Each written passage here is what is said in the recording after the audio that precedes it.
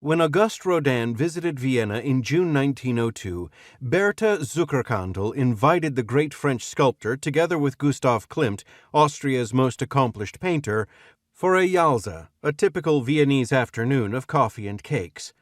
Bertha, herself a leading art critic and the guiding intelligence of one of Vienna's most distinguished salons, recalled this memorable afternoon in her autobiography. Klimt and Rodin had seated themselves beside two remarkably beautiful young women, Rodin gazing enchantedly at them.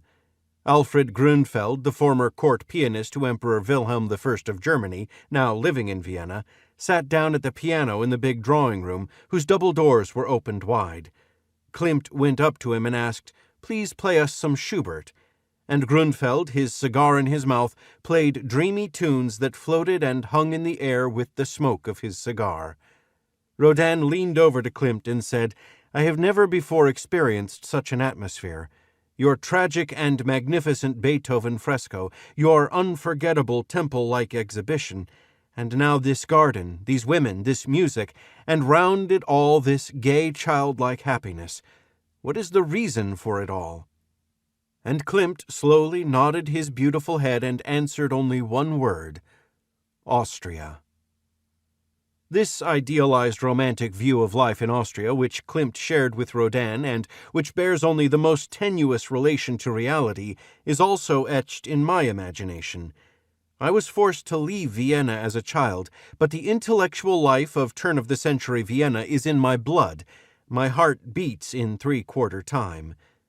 The Age of Insight is a product of my subsequent fascination with the intellectual history of Vienna from 1890 to 1918, as well as my interest in Austrian modernist art, psychoanalysis, art history, and the brain science that is my life's work.